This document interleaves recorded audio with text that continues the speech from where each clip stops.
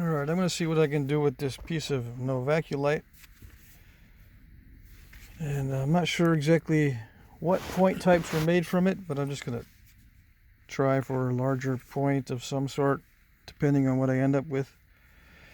This will give me a lot of flakes to work with to make small arrowheads with, so I'm excited about that. This was a gift during the nap-in that I went to last time. The last nap-in I went to. Like a lot of this material that I've been working.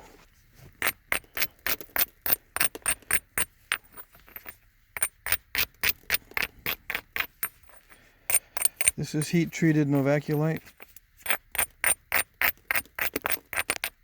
I'm not sure where it comes from. Probably Arkansas or something like that. Let's see. This is a big object, so I'm trying to get this on film. All right.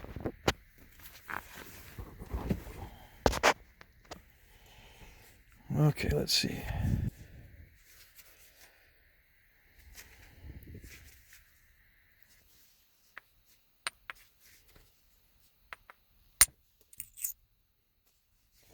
Yeah, Novaculite chips very easily.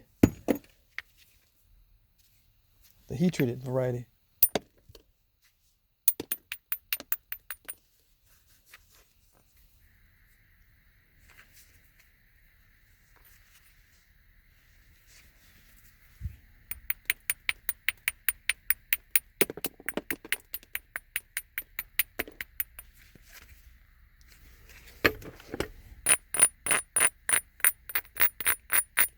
Got to be careful with the strategy on this one.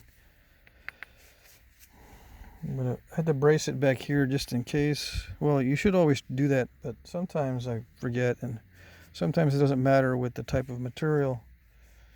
But I don't know about this, how easy this snaps. I haven't worked a piece of Novaculite this big. I usually work small flakes.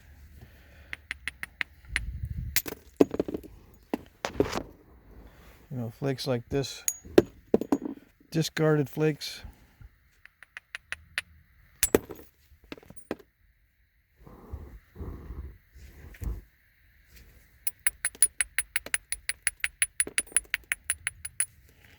Yeah, I don't know how productive that was to work off the tip.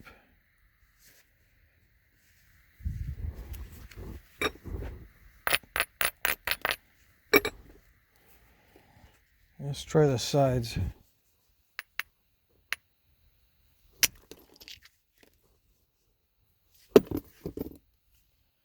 Looks like there may be some internal flaws.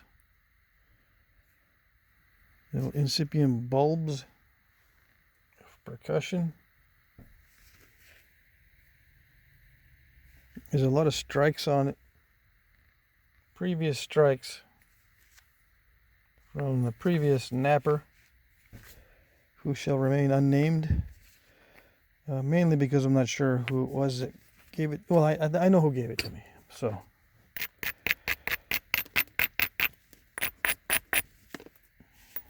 Let's see.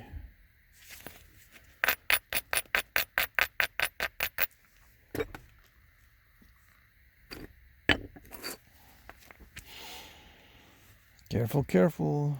Let's see. It's a big old turtleback, but normally I would attack it very quickly.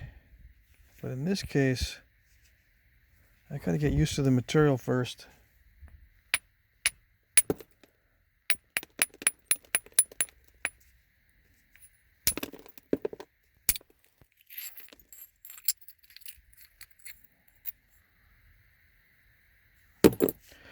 That's a thin flake. Yeah, I can't do that too much. See, it went from a good angle and then it starts to get way too steep. It looks like it was, no, it was spalled. I thought it was cut, but it's spalled. Okay.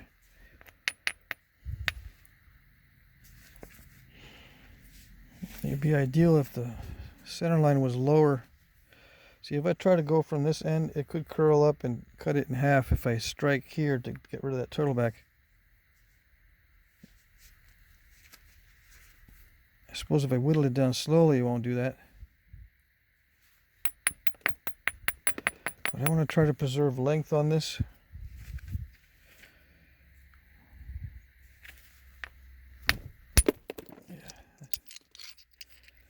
I don't think it's productive to be shy with this stuff, even though it's delicate.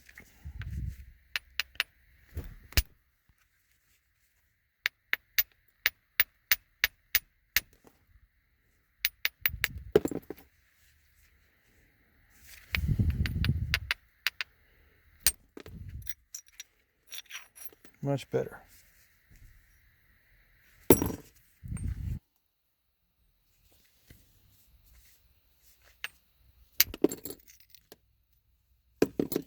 I can make points with those flakes.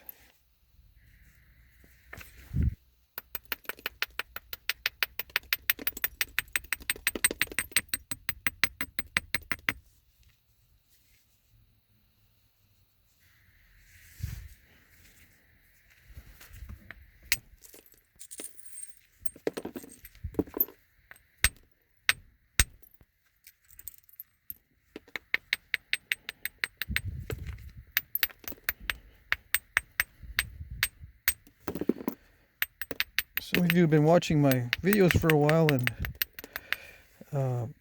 once in a while I'll get the comment. I'll say, like, I don't use pads when I'm doing this. Like, I could be using this leg like this and then striking down like this, like everybody else. But I don't work that way. And then they'll say, you know what? You don't use pads, huh? I didn't notice that.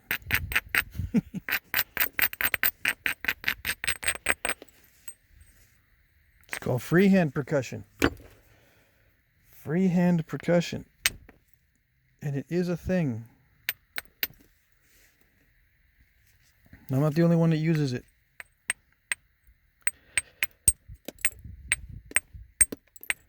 Even though I said everyone else does this, not everyone does that.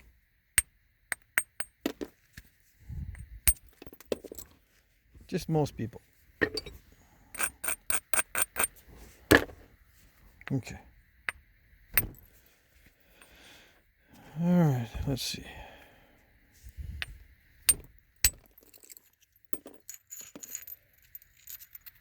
Yeah, I don't really like those kinds of flakes.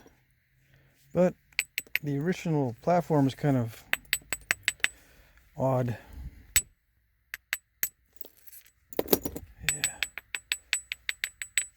Yeah, there's no major cracks. That was a big mistake there. Let me see.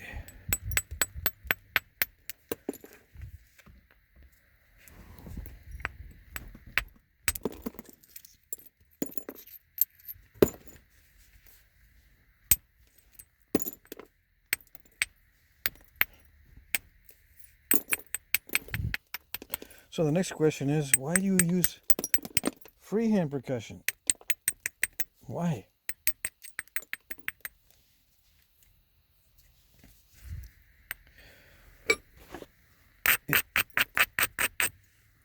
Well, I think because simpler. It's a simpler way of doing it.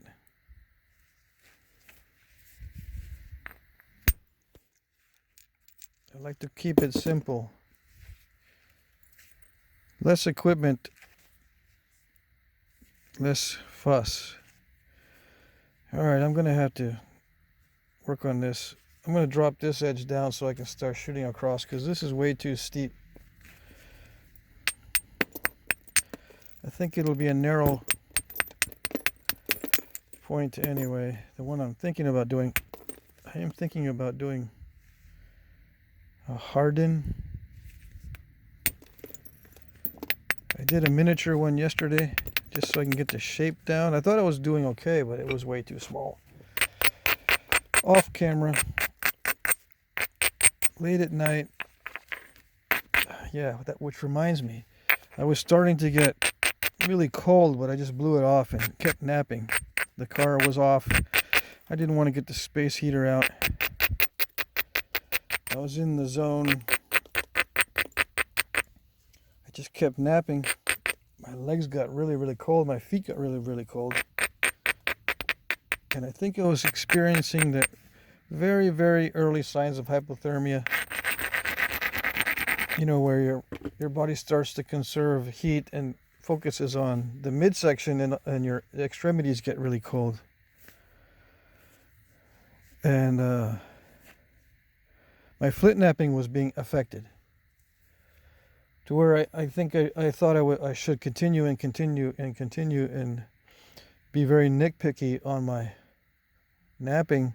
And the Hardin I was working on was getting smaller and smaller and more narrow and more narrow.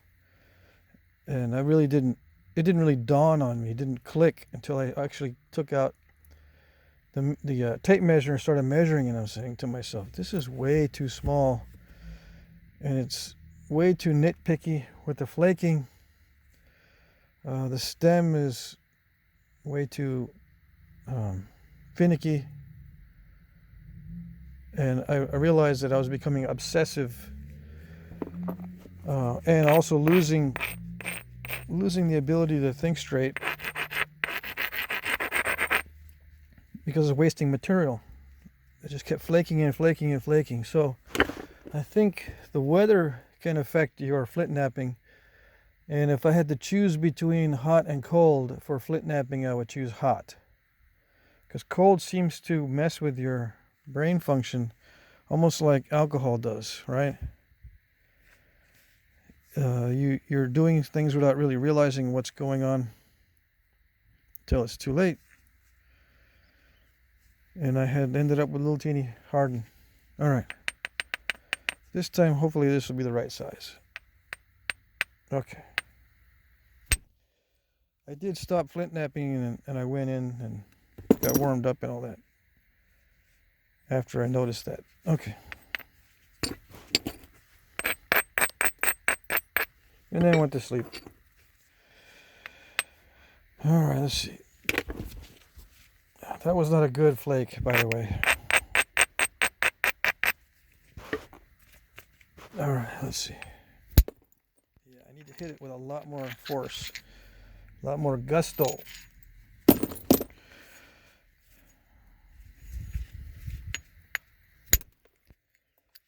Yeah, I can use those flakes for sure. All right, so that gives me a good opportunity to hit some major thinning flakes. Yeah, I gotta do hard and fast because slow will pull it, and I don't want it to be pulled. It causes bending. Pulling causes bending. Wish there was a rhyme for that one.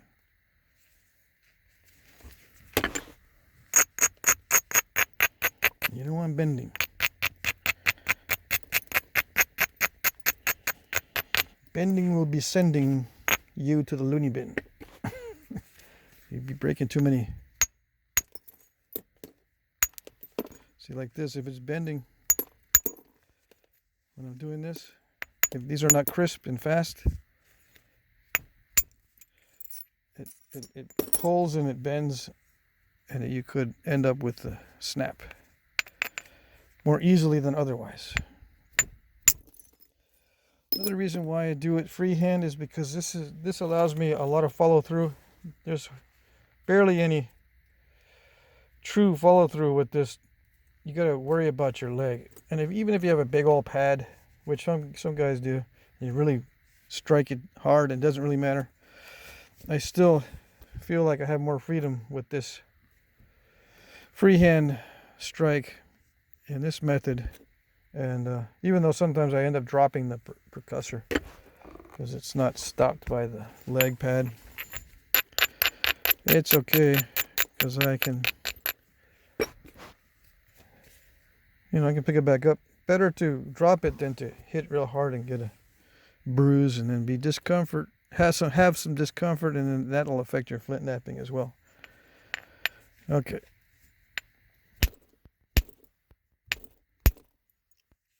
A lot of times when too many hits occur on delicate material, it's not good, but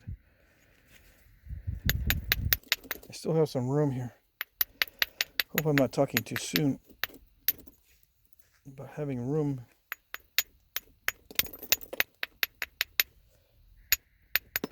Still pretty thick. Let's see.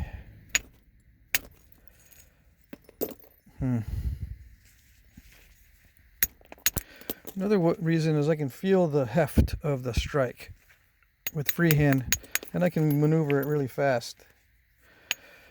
You know what I'm saying? Now this is, there's an added step. You have to pick it up and then maneuver and then put it back down. This, I just maneuver it. I know it's just a fraction of a second difference, but after thousands of hits, it adds up.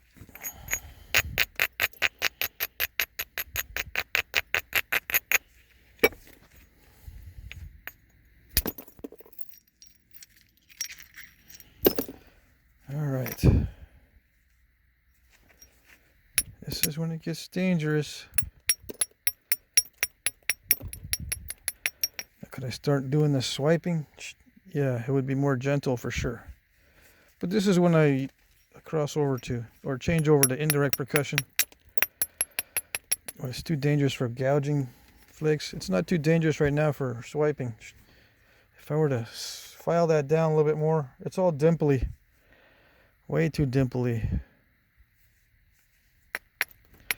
Yeah, and yeah, I might try it on some of this, but I was going to say it's starting to get a little bit narrow.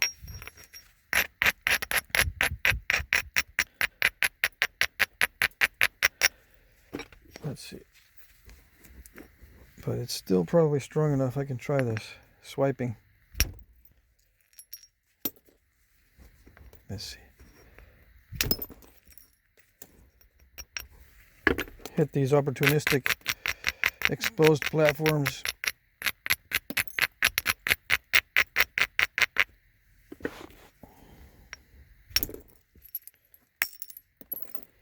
Yeah, it skins off some nice flakes.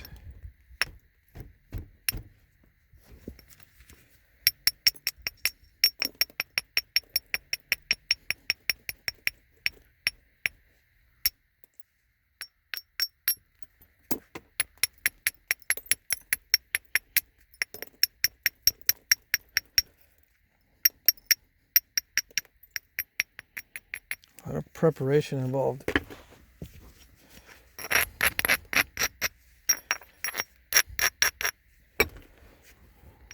Just to get that one flake, swiping it required some preparation there, but when it works well. So swiping is a very good option. It can be, when it works well. I guess that's the best thing I can say about, or the, in simplest terms, when the swiping works, it works very well.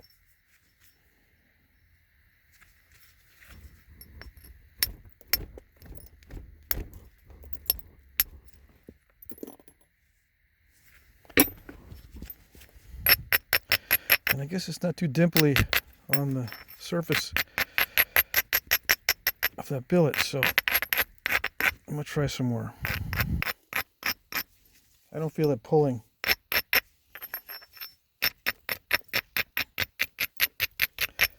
So just opportunistic platforms. I can't really afford to lose much of that edge.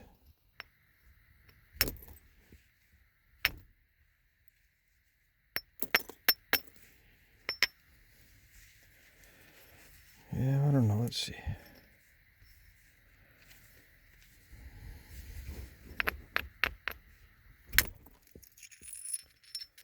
See how nice and thin those are? When you do the swiping, it helps you to thin down a thin piece very effectively once you get the hang of it. But I'm going to switch over to indirect percussion and see how that goes.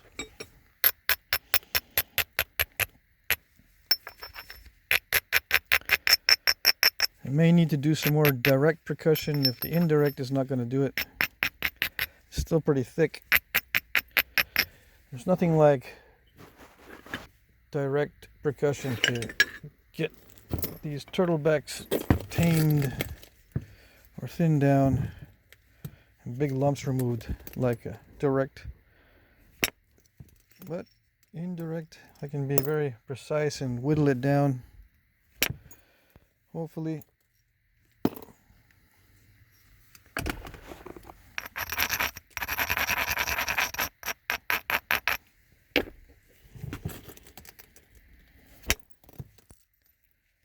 A little bit of an overshot there. Am I capturing this?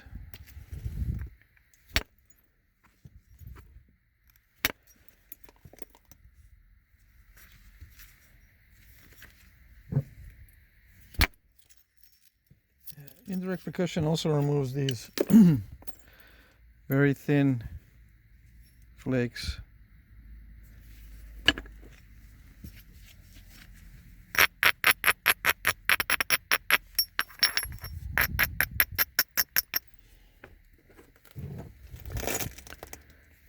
Oops. I like to use a plastic because it absorbs some of the shock and makes it less crushy. At least it feels that way. Sometimes it doesn't work. Sometimes it crushes anyway.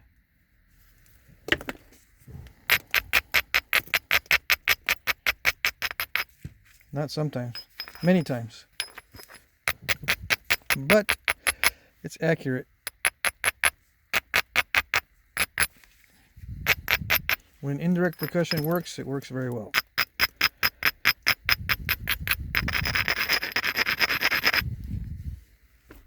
Can work miracles sometimes. What seems like a miracle. Oh boy, I got an incomplete fracture there. It's in there somewhere. It's not complete.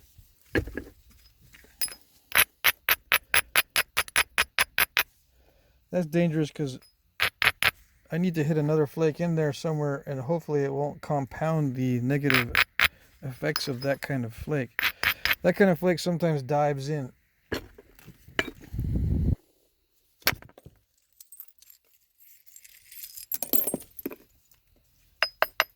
I don't know what it's doing.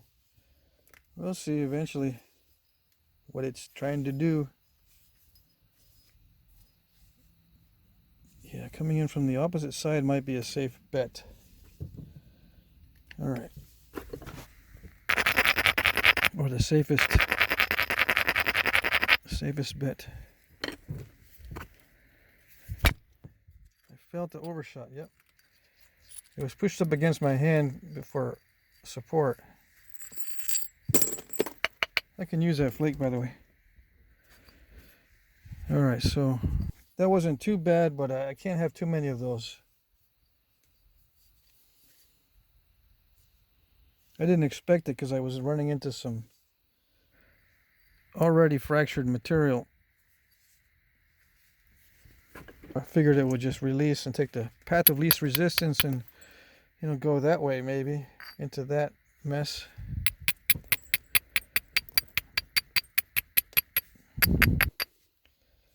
But I guess heat-treated Novaculite is kind of overshotty.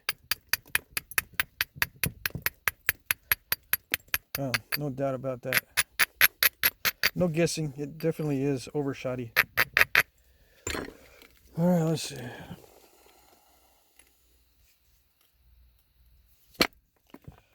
No, we're not supposed to do that. Let's go up over the top easily.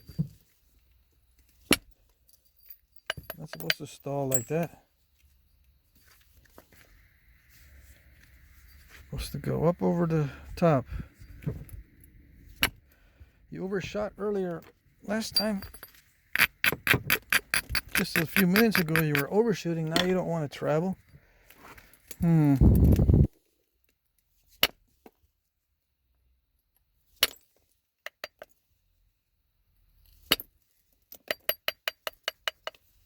Is it dangerous when I do that? Yes, but I've done it so many times I know the limits. Well, I kind of know the limits. Hitting like that will sometimes break it, but I've already Kind of got used to doing it.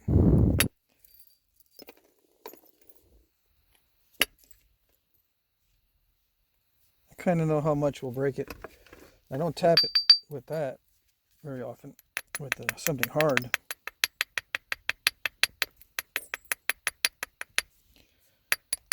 But sometimes the only way to release, well, not the only, but the best way, I think, to release a flake is just to tap the biface.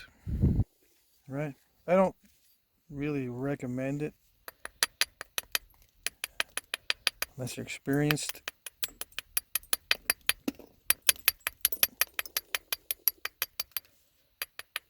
And what's experienced? Well, let's see. I go by something I learned a long time ago when I was playing a game called Go, G-O.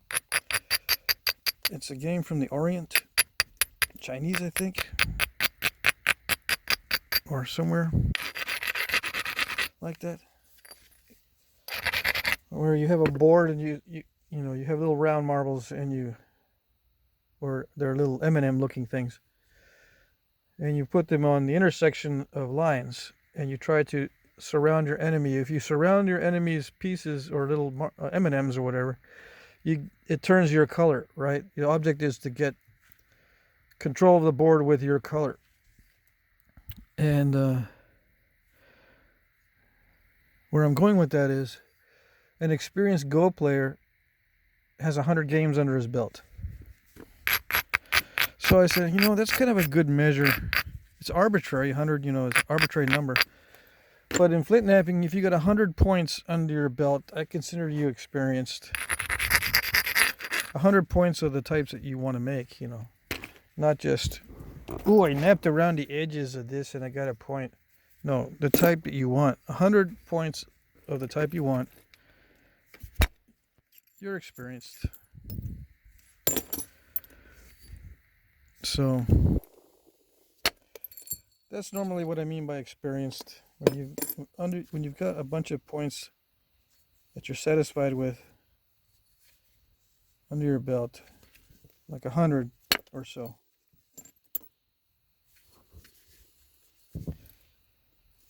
That's what I mean by an experienced napper.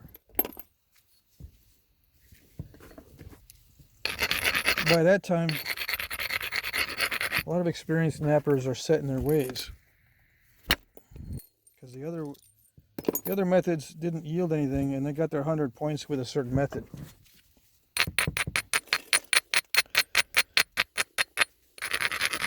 So they get set in that way, which is fine, because I think that's what happened back in the day too.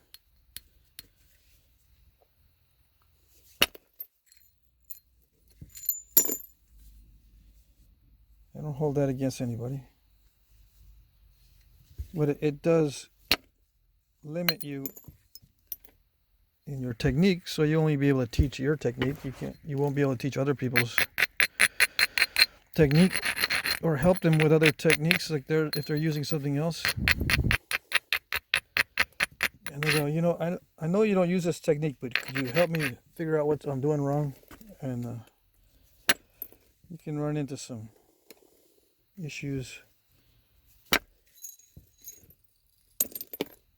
not knowing what to do or sending someone in the wrong direction.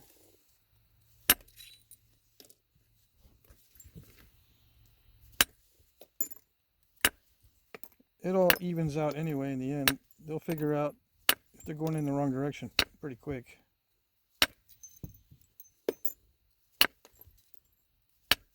If they don't quit.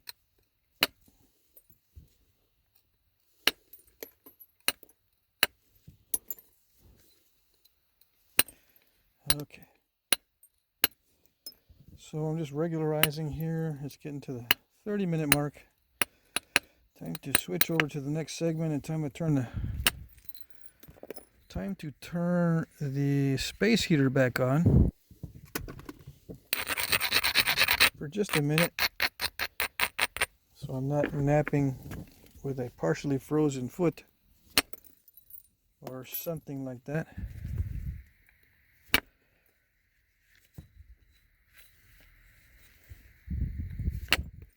Right? Did it do it? all kind of. Alrighty, next segment.